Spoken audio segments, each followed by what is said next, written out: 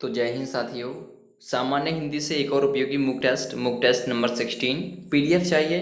Video के description में दोस्तों लिंक मिल जाएगा। टाइम रहेगा 20 मिनट का। नंबर ऑफ क्वेश्चंस 50 रहने वाले हैं। डे 16 की दोस्तों हम चर्चा करने वाले हैं। दोस्तों रोजाना एक उपयोगी मुक टेस्ट पाने के लिए आज ही हमारे यूट्यूब चैनल को ज्वाइन कीजिए और सपोर्ट कीजिए। चलिए, पीडीएफ आप सभी को रोजाना फ्री ऑफ कॉस्ट दी जाती है, जो भी काम हम अपने चैनल पर कराते हैं। तो सबसे पहला क्वेश्चन देखिएगा, वेतय मतलब वेनतेय का पर्यायवाची शब्द क्या है। ठीक है, वेनतेय का पर्यायवाची शब्द क्या है इनमें से, या फिर वेनतेय किसका पर्यायवाची शब्द है। यदि आपने चुना है दोस्तों गरुड़ को यानी ए ऑप्शन को, तो बिल्कुल सही आंसर है आपका। जल्दी जल्दी करेंगे दोस्तों। प्रचुर का पर्यायवाची शब्द नहीं है। ठीक है, प्रचुर का पर्यायवाची शब्द नहीं है। तो आप अपना आंसर करते रहिए, 5 सेकंड का समय लगभग दूंगा मैं आप सभी को। तो राइट आंसर है दोस्तों, प्रचुर का पर्यायवाची शब्द नहीं है पुष्कर, यानी कि बी ऑप्शन चुना है तो सही आंसर हो जाएगा। अगला ऑप्शन, निम्न में से नेत्र का पर्यायवाची शब्द नहीं है। यानी आपको नहीं में बताना, 3 होंगे एक नहीं होगा। तो कौन सा नहीं है। दृग शीलोचन ये सभी हैं, कुमुद नहीं है। बी ऑप्शन चुना है तो सही आंसर है। अगला ऑप्शन, किस विकल्प में सभी शब्द पृथ्वी के पर्यायवाची शब्द हैं। यानी पृथ्वी के पर्यायवाची शब्द कौन से ऑप्शन में बिल्कुल सही और एक्यूरेट लिखे हुए हैं। यदि आपने चुना है इसके लिए मही अवनी वसुंधरा, मही अवनी वसुंधरा, बी व डी दोनों में से कोई सा, तो बिल्कुल सही आंसर है आपका। नेक्स्ट वन, इनमें से किस विकल्प में दिए गए परस्पर पर्यायवाची शब्द हैं। ठीक है, परस्पर पर्यायवाची समान। यदि आपने चुना है सी ऑप्शन मार्तंड भास्कर, ठीक है, क्योंकि मार्तंड और भास्कर सूर्य के पर्यायवाची शब्द हैं। ठीक है, बिल्कुल सही लिखे हुए हैं। अगला ऑप्शन, निम्न में से कौन सा शब्द रात का पर्यायवाची शब्द नहीं है। चलिए, यदि आपने चुना है इसके लिए तिमिर को, क्योंकि तिमिर दोस्तों होता है अंधेरे का, डी ऑप्शन तो बिल्कुल सही आंसर है। अगला ऑप्शन करेंगे, किस क्रम में सेना का पर्याय है। तो सेना का पर्यायवाची शब्द आपको बताना है किस क्रम में है। यदि आपने चुना है चूमू यानी बी ऑप्शन को, तो बिल्कुल सही आंसर है आपका। नेक्स्ट वन, किस क्रम में आयुष्मान का पर्यायवाची शब्द नहीं है। 3 में है, 1 में नहीं है। तो कौन कौन से में, आयुष्मान रहे, चिरंजीव रहे, दीर्घजीवी रहे, ठीक है, शतायु रहे, तो सभी आशीर्वाद मिलते हैं। क्या नहीं मिलता, पुत्र। तो दोस्तों पुत्र तो बिल्कुल अलग ही है इसमें। नेक्स्ट वन अगला, किस क्रमांक में खिड़की का पर्यायवाची शब्द नहीं है। खिड़की का नहीं बताना है। तो आपको दिख भी गया होगा, द्वार बिल्कुल अलग हो जाएगा। द्वार यानी कि दरवाजे का होता है। वातायन गवाक्ष और झरोका खिड़की का होता है। नेक्स्ट वन, प्राग ऐतिहासिक शब्द में निम्न में से किस वाक्यांश के लिए दोस्तों प्रयुक्त हुआ है। ठीक है, प्राग ऐतिहासिक शब्द निम्न में से किस वाक्यांश के लिए प्रयुक्त हुआ है। तो राइट आंसर दोस्तों, ज्ञात इतिहास से पूर्व के समय, यानी कि बी ऑप्शन बिल्कुल सही आंसर इसका हो जाएगा। अगला ऑप्शन, पृथ्वी का पर्यायवाची शब्द है। ठीक है, पृथ्वी का पर्यायवाची शब्द क्या है। तो राइट आंसर दोस्तों, रतन गर्भा। यदि आपने चुना है ए ऑप्शन, तो बिल्कुल सही आंसर है। अगला क्वेश्चन करेंगे, भाषा शब्द संस्कृत के किस धातु से बना है। भाषा शब्द संस्कृत के किस धातु से बना है। बहुत उपयोगी क्वेश्चन है।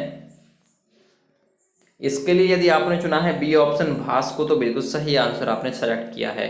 नेक्स्ट वन, तरुण का विपरीतार्थक शब्द बताइए। तरुण का यानी कि तरुण में क्या होता है दोस्तों, आप लोगों को पता ही, हमारी तरुण अवस्था है यानी कि हमारी जवान अवस्था है, तो इसका विलोप हो जाएगा, वृद्ध हो जाएगा, यानी सी ऑप्शन चुनाए तो सही है दोस्तों। नेक्स्ट, निम्न में से कौन सा दोस्तों विपरीतार्थक शब्द है पतझड़ का। ठीक है, यानी इनमें से कौन सा विपरीतार्थक शब्द पतझड़ का अर्थ है, या पतझड़ का विपरीतार्थक शब्द कौन सा है।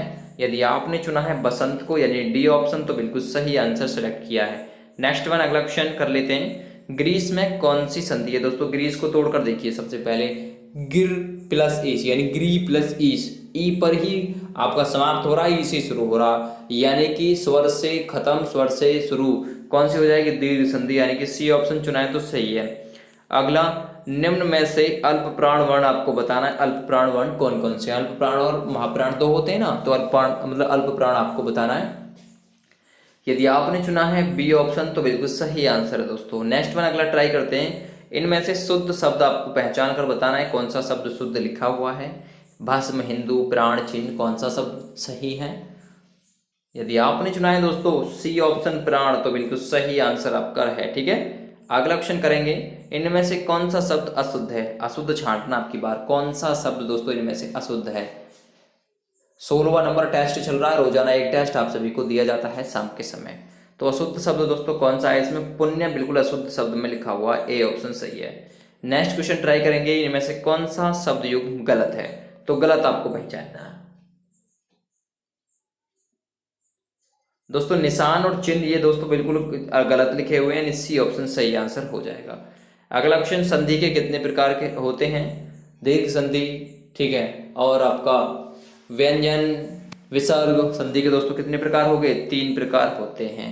नेक्स्ट वन, अगला क्वेश्चन, दिए गए शब्दों में शुद्ध वर्तनी वाला शब्द कौन सा है? तो शुद्ध वर्तनी पर सुसुप्ति पहचानना आपको कौन से में सही है? यदि आपने चुना है ए ऑप्शन, तो बिल्कुल सही आंसर सेलेक्ट किया आपने। नेक्स्ट क्वेश्चन, दिए गए शब्दों में शुद्ध वर्तनी वाला शब्द आपको बताना है। थोड़ा जल्दी जल्दी आपके पास में ये क्वेश्चन पहुंच जाए, कवर हो जाए, अच्छा रहेगा, टाइम कम लगेगा। यदि आपने चुना है दोस्तों बी ऑप्शन सिरोत्र को, तो बिल्कुल सही आंसर है आपका। ठीक है, नेक्स्ट वन, सिर तोड़ में कौन सा समास है? तो ऐसे तोड़ लीजिएगा, जब भी आपसे समास पूछा जाए बीच में से तोड़िएगा संधि टाइप में। सिर को तोड़, तो सिर को तोड़ यानी को पर टूट गया, तो को पर यानी कर्ता यानी कर्म को, तो इसलिए बी आंसर हो जाएगा। नेक्स्ट ट्राई कीजिएगा अगला, महात्मा में कौन सा समास है? ये एक और पूछ लिया समास का ही, तो महात्मा में कौन सा समास है? तोड़ कर देखिए, महात्मा, महान है जो आत्मा, यानी कि है जो पर टूटा तो कर्मधारय समास हो जाएगा, जो है पर टूटेगा है जो पर वो कर्मधारय समास। इनमें से अलंकार का दोस्तों कौन सा भेद है? अलंकार के आपको पता भाई, अलंकार के कितने भेद होते? 2, तो एक शब्दालंकार एक अर्थालंकार, तो कौन सा हो जाएगा? शब्दालंकार, सी ऑप्शन सही है। ये तो इसके भेद हैं। अगला, अर्थालंकार कितने प्रकार का होता है या फिर उसके कितने भेद होते हैं? क्वेश्चन नंबर 26 दोस्तों, अर्थालंकार के 12 भेद होते हैं, डी ऑप्शन बिल्कुल सही आंसर हो जाएगा। अगला क्वेश्चन है, इनमें से रस का भेद बताना है आपको, कौन सा इनमें से रस का भेद है? एक है कोई सा, तो वो कौन सा है? देखिए, करुण, रूपक, ये किसके हैं? ये तो वही रूपक अलंकार, करुण ये रस हो गया क्योंकि करुण रस होता है। उल्लेख, ठीक है, ये अलग हो गया, तो बी ऑप्शन सही है इसका। अगला क्वेश्चन, स्थान के आधार पर बताइए कि मूर्धन्य व्यंजन कौन से हैं? मूर्धन्य बताना आपको इनमें से छांट के। 28 नंबर क्वेश्चन, चलिए राइट आंसर दोस्तों, और ये अणे और डे, ये दोस्तों मूर्धन्य व्यंजन की श्रेणी में आते हैं। नेक्स्ट वन, अल्प प्राण वर्ण कौन से हैं? ऊपर भी पूछा था, अल्प प्राण कौन से हैं? ठीक है, तो याद रखिएगा दोस्तों, के और गे ये अल्प प्राण वर्ण हैं। नेक्स्ट क्वेश्चन कर लेते हैं, निम्न में से नासिक्य व्यंजन कौन से हैं? नो, ने की सी आवाज आएगी, अने, ने, ठीक है, ने, तो कौन सा है इसमें से? ये अने वाला, तो ये बी ऑप्शन बिल्कुल सही है। अगला क्वेश्चन करेंगे, हिंदी वर्णमाला में आयोग वह वर्ण कौन से हैं? आयोग वह बताने आपको, एक उसमें से दोस्तों क्या होता है? एक अनुस्वार होता है, दूसरा विसर्ग होता है। ये अनुस्वार हो गया, ये विसर्ग हो गया, यानी कि यही दोस्तों क्या है? आयोग वह, डी ऑप्शन सही ऑप्शन है। अगला क्वेश्चन, निम्न में बताइए कि किस शब्द में द्वित व्यंजन है? किस शब्द में द्वित व्यंजन है? तो 32 नंबर क्वेश्चन है। चलिए राइट आंसर दोस्तों दिल्ली, ए ऑप्शन बिल्कुल सही आंसर इसका है। अगला क्वेश्चन करेंगे, निम्न में से कौन सा घोष वर्ण है? एक घोष और एक सघोष होता है दोस्तों, आपको पता है, एक अघोष और एक सघोष, तो इनमें से कौन सा आपको बताना है? सघोष, कौन सा सघोष वर्ण है? 33 नंबर क्वेश्चन, तो राइट आंसर है दोस्तों में, बी ऑप्शन सही है। अगला क्वेश्चन हम कवर करेंगे, अगला क्वेश्चन है दोस्तों, कौन सा अमानक वर्ण है? ठीक है, कौन सा इनमें से अमानक वर्ण है? 34 नंबर क्वेश्चन, तो कौन सा है? ये वाला दोस्तों, इनकी श्रेणी से भी अलग जा रहा है ये। नेक्स्ट, हिंदी में मूलतः वर्णों की संख्या कितनी होती है? आपने खूब पढ़ा होगा, हिंदी में वर्ण कितने होते हैं? 52 यानी कि 52, सी ऑप्शन सही हो जाएगा। अगला क्वेश्चन करेंगे, छत्रक ध्वनि किसके अंतर्गत आती है? यानी जो छत्रक है दोस्तों, ये 2 वर्णों के मेल से बना है, तो इसे क्या कहते हैं? संयुक्त वर्ण कहते हैं, बी ऑप्शन है, यदि आपने जवाब में दिया तो सही आंसर है। अगला क्वेश्चन, ज्ञानी वर्ण किन वर्णों के संयोग से बना है? ये ज्ञानी भी दोस्तों क्या है? एक संयुक्त व्यंजन है, तो ये किस किसके? इसमें दोस्तों आधा जय होता है और अंगा वाला अणय होता है, यानी कि सी ऑप्शन बिल्कुल सही है। ठीक है, नेक्स्ट वन, अघोष वर्ण कौन सा है? इनमें से अघोष वर्ण बताना है आपको। 38 नंबर क्वेश्चन। राइट आंसर दोस्तों से बिल्कुल अघोष वर्ण है, ए ऑप्शन सही आंसर हो जाएगा। अगला क्वेश्चन, घ का उच्चारण स्थान कौन सा होता है? क, ख, ग, घ, अड़। ठीक है, तो कौन सा हो गया? कंठ हो गया, क्योंकि कैसे शुरुआत होगी, तो सी ऑप्शन में जवाब दिया तो सही आंसर है। नेक्स्ट वन, जिन शब्दों के अंत में ए आता है उन्हें क्या कहते हैं दोस्तों? जिन शब्दों के अंत में ए आता है, ठीक है, बहुत उपयोगी क्वेश्चन है, याद रखिएगा। जिन शब्दों के अंत में ए आता है दोस्तों उन्हें अकारांत कहते हैं, डी ऑप्शन सही हो जाएगा। अगला क्वेश्चन करेंगे, पुरोहित में उपसर्ग कौन सा है? 41 नंबर क्वेश्चन, पुरोहित में आपको उपसर्ग बताना है कौन सा है। तो पुरोहित दोस्तों तोड़कर देखिए, पुरह प्लस हित, यानी कि पुर है, यानी कि आपका आंसर है ए ऑप्शन सही, ठीक है। अगला क्वेश्चन करेंगे, अवनत शब्द में प्रयुक्त उपसर्ग है, ठीक, अवनत में, तो उपसर्ग यहाँ तो पहचानना बहुत आसान है। 42 नंबर का बी ऑप्शन बिल्कुल सही हो जाएगा, अवनत में उपसर्ग है अव, ठीक है। अगला क्वेश्चन करेंगे हम, सावधानी में प्रयुक्त उपसर्ग है, ठीक है, सावधानी यानी साव प्लस, ठीक है, सावधानी, और इसमें प्रयुक्त उपसर्ग क्या है दोस्तों? ई, यानी कि इसका राइट आंसर हो जाएगा बी ऑप्शन 43 नंबर का, ठीक है, 43 नंबर का बी ऑप्शन ई है इसमें प्रत्यय। निम्न में से कौन सा दोस्तों भाववाचक संज्ञा का एक उदाहरण है? भाव, शैव अवस्था हो, बचपन हो, ठीक है, और आपका बहुत सारे वीरता का भाव आता है, ठीक है, तो ऐसा बिल्कुल बचपन बिल्कुल सही आंसर दोस्तों हो जाएगा। हरियाली भाववाचक संज्ञा है, बचपन भी भाववाचक संज्ञा है। अगला ऑप्शन, शिव का विशेषण क्या है? ठीक है, शिव का विशेषण क्या है? बहुत उपयोगी क्वेश्चन है, उपयोगी वीडियो है। वीडियो पसंद आए तो लाइक करिएगा, यूट्यूब चैनल को सब्सक्राइब भी कर लीजिएगा।